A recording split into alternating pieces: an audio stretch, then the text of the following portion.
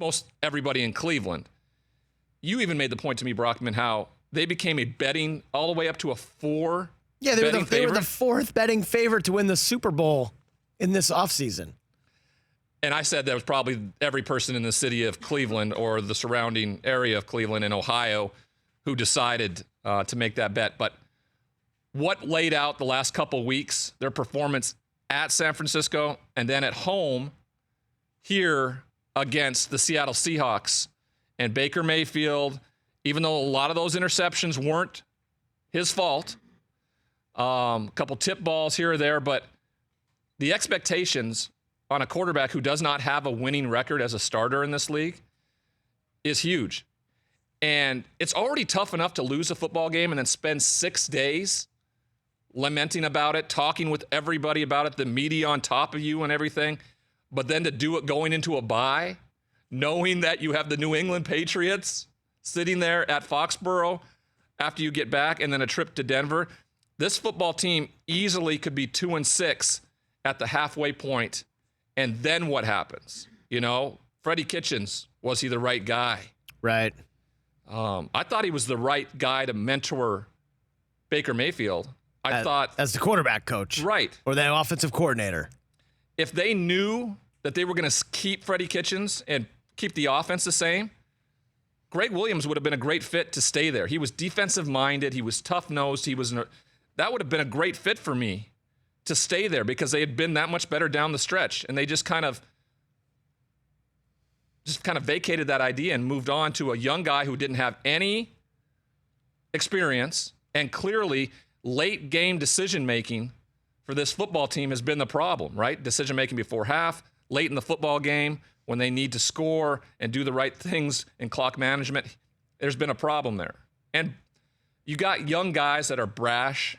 And I said this a while ago. I wasn't ready to jump all over like Baker Mayfield when he acted the way he acted. I kind of liked his swagger, and Cleveland loved his swagger.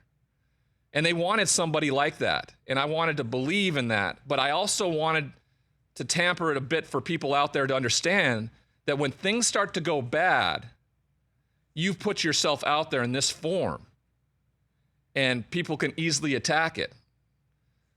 I have a very small sample size, 2-0 to start my NFL career. Congratulations. Talking a lot of smack. And then I walk into Kansas City and put up the worst football game of my existence. And I've always been this brash, arrogant kind of guy. That's the way I came back at everybody instead of just walking up in front of the camera and going, oh my God, this was my fault. I'm going to do everything I can to make sure it doesn't happen again.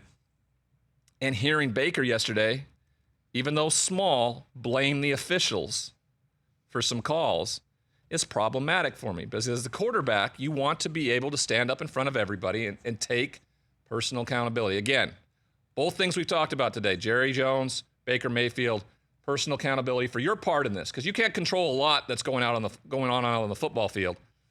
And right now, the Cleveland Browns clearly are not in control of anything when it comes to that.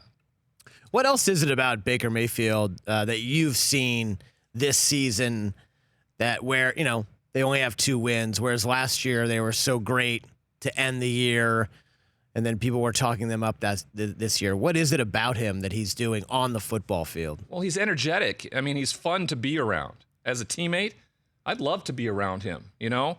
So I get that part. It's just the execution side of things. Last year, he was very, very accurate, especially in the red zone, right? I think 20 touchdowns, 0 interceptions in the red zone. This year, that's been a problem. Offensive line was not a area of they didn't focus on that area of the football team. They built the defense. The back end has been as injured as possible. They have a ton of offensive firepower on that end, and they just, for some reason, Jarvis Landry and Odell Beckham Jr. can't have great games in the same football game. Yeah. You know? Yeah. It's one or the other. They haven't combined that. So that, for me, has been interesting. For more of The Rich Eisen Show, tune to Audience Channel 239 on DirecTV for free on BR Live or download the Rich Eisen Show app.